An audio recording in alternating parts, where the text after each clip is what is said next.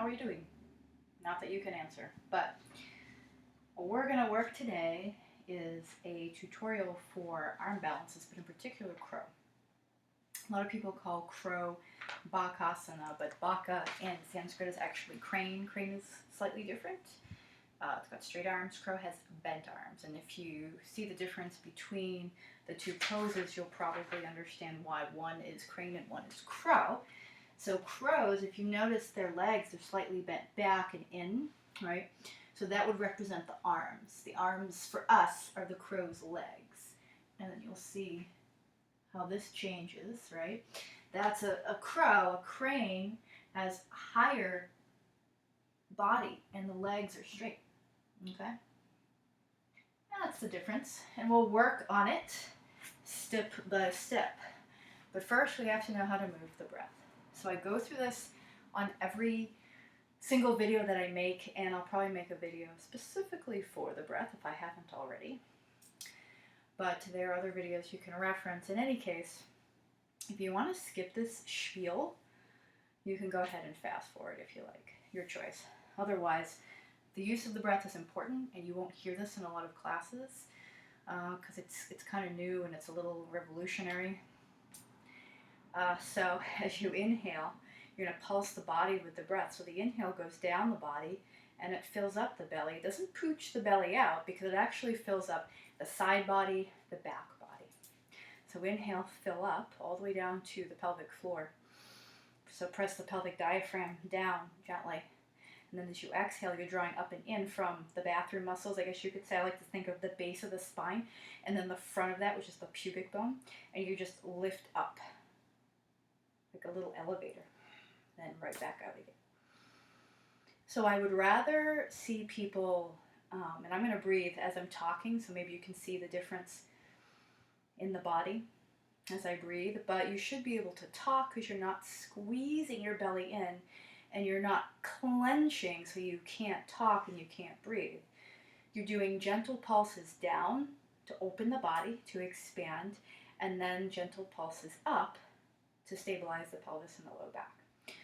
So if you think you're doing it too much or not enough, don't overthink it. You'll eventually find your happy place.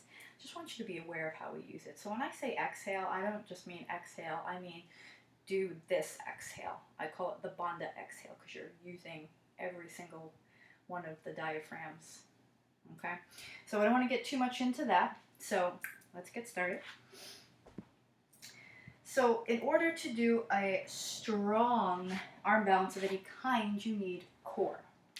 So yes, arms are nice. It's called an arm balance, but in my opinion, it's more of a core strength pose. So we're just going to do a couple of exercises here that are going to help you get connected with your breath in the way that's going to help us transition from pose to pose and eventually get us into Kakasana.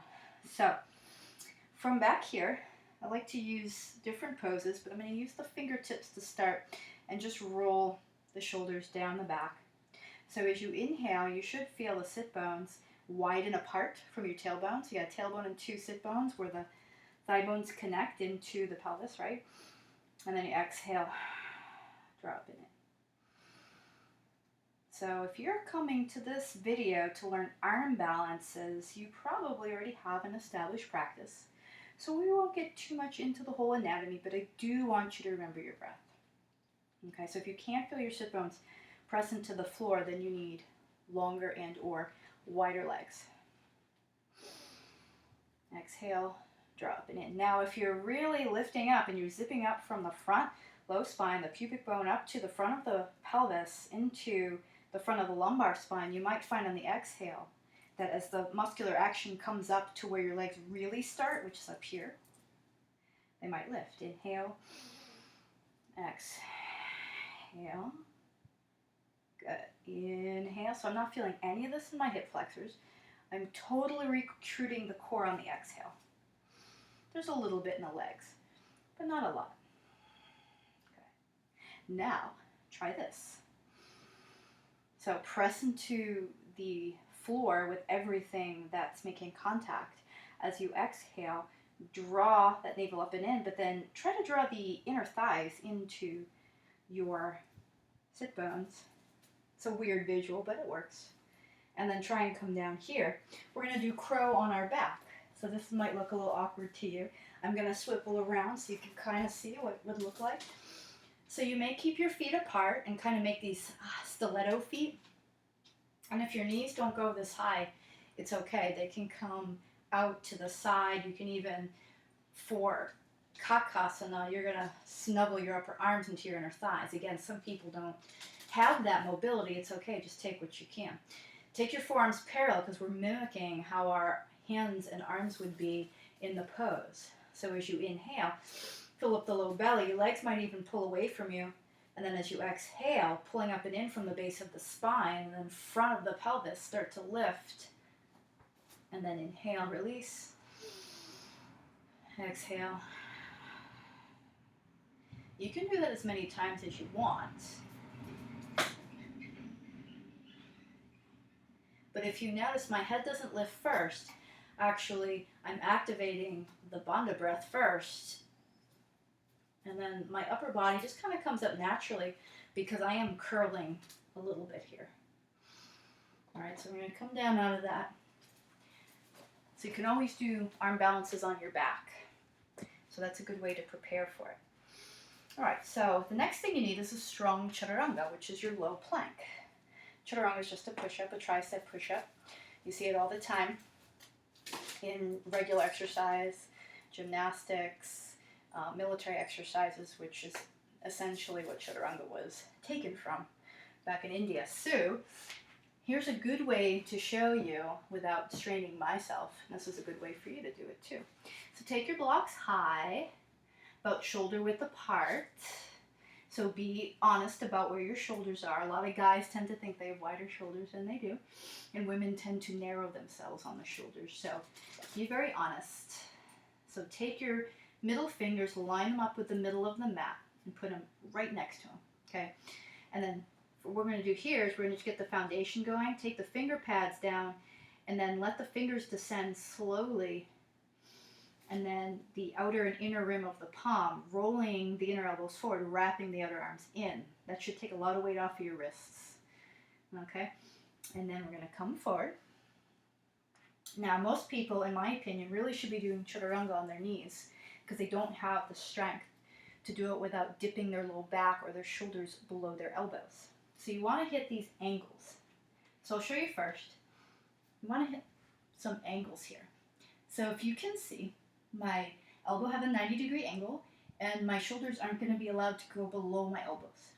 Okay, I also have a strength in my low belly, so I don't have this dipping.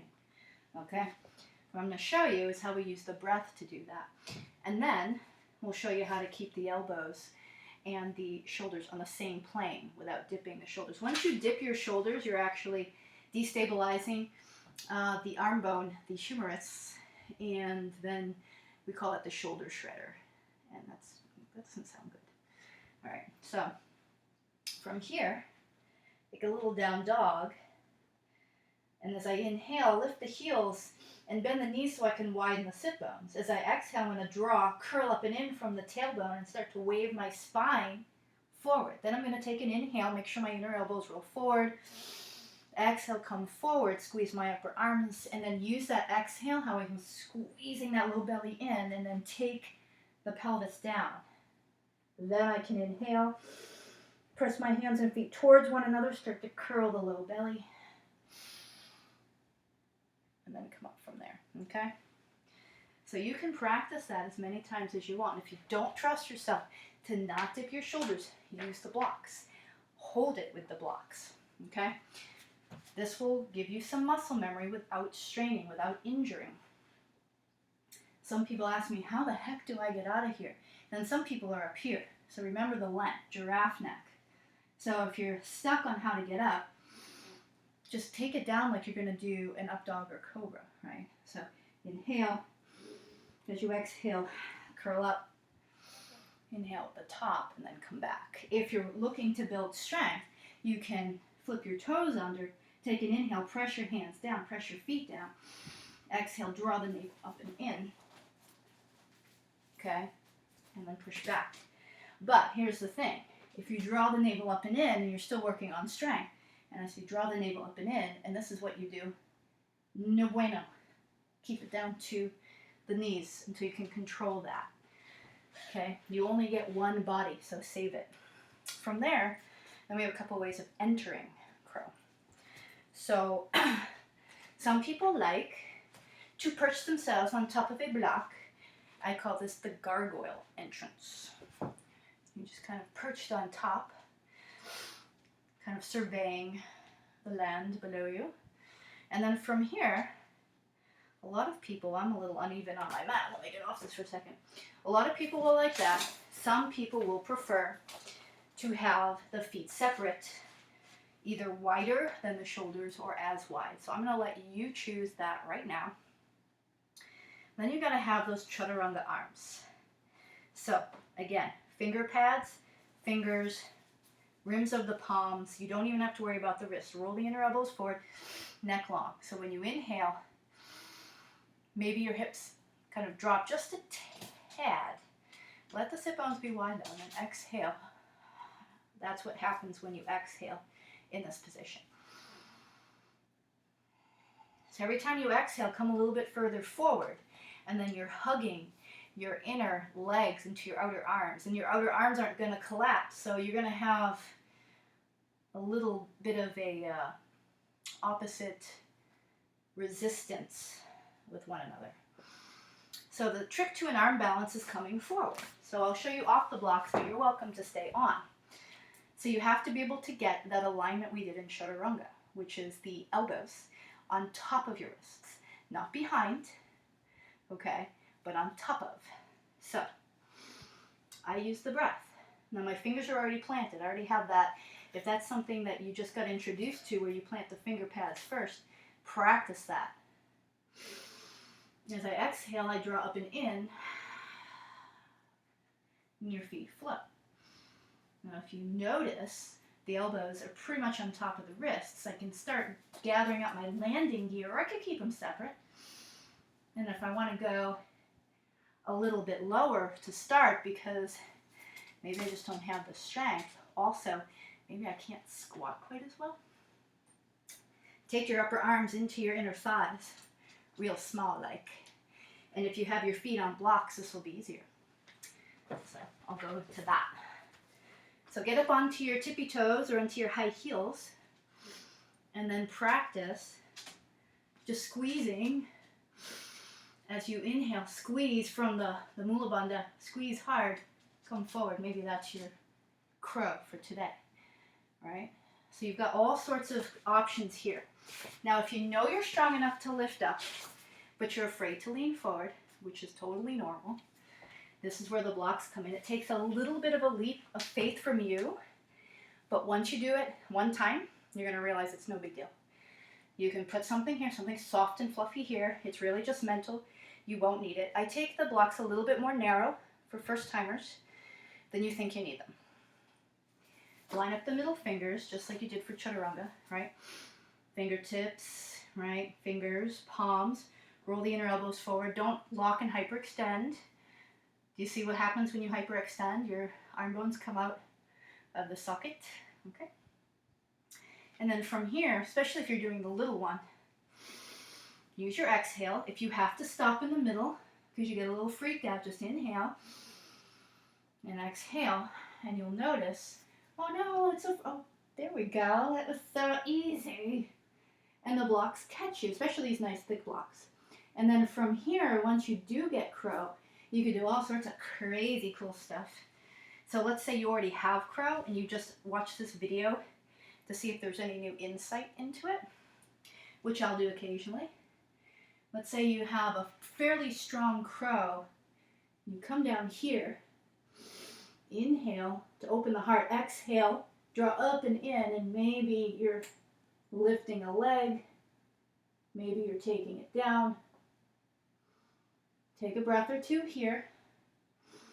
Exhale, squeeze up and in. See what happens. And you may just fall down too. So it's entirely up to you.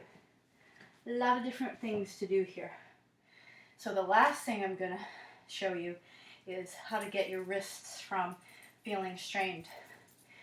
The first thing you can do, of course, is to place your fingers mindfully and work that all the time. You may need years maybe to get yourself out of the habit of leaning into your wrists and having your fingers come off the floor. See, a lot of people that do this, they're not even using their palms. They're not using the drawing of the fingers into the palms to lift the arches of the hands, which is what you need, right? So it's just like if you stand up and you have flat feet and you don't use the arches of your feet, you're going to cause problems, knees, hips, and everything. Okay? So shake them out. There's no real scientific way about it. Just shake them out and shake them longer than like 10 or 30 seconds. Really go at it for, maybe 2 minutes. 2 minutes of your life to make your wrists feel better. Now, if this shaking doesn't feel all that good, there's another wonderful way to get things kind of opened up. So you take your arm like so. Use your knee to start pressing into the palm and then working your way up and down. You can use either knee, it doesn't matter. And you just work your way up. And then let your hand relax because you're going to be activating some of the tendons. You're going to feel like you're a little bit of a marionette here. And that helps too. But honestly, the best way to save your wrists, there's really 3 big ways to save your wrists. 1, placing the hands in an advantageous way for your body. So it's finger pads, fingers, outer rims of the palms, and then a lot of people tend to chicken wing. This is also bad for your shoulders. So you wrap your outer arms in, inner elbows start to point forward, your hands don't move. A lot of people do this and then their hands move. You have to be able to do it without. So sometimes you got to get your hands a little wider, and I think that's okay to take your hands wider, provided that allows you to lock in your arm into your shoulder socket more. And then the third way to prevent it, of course, is to eat well, because certain things in your body will promote inflammation and some things won't. I can't really get into that right now, it'll take forever. But that is your tutorial, and what it really is more of how to build crow. Because if you build all those things, the use of the breath, the core, the chaturanga, crow will just happen. Arm balances should just naturally happen. You shouldn't force them or have to kick into them or feel strained in any way. So I'd rather you take 6 months to build up the strength and the body's natural ability to just go forward into an arm balance than you spending the next 6 months kicking into your arm balances to cheat it, straining your shoulders, killing your wrists, and never really fully integrating the core. Okay, so without the core and the deep core muscles that you're activating on the exhale, you have nothing. You have a lot of outer body tension and your extremities are doing all the work. Okay, so I hope you enjoyed that. If you have any questions, leave them in the comments. Thank you.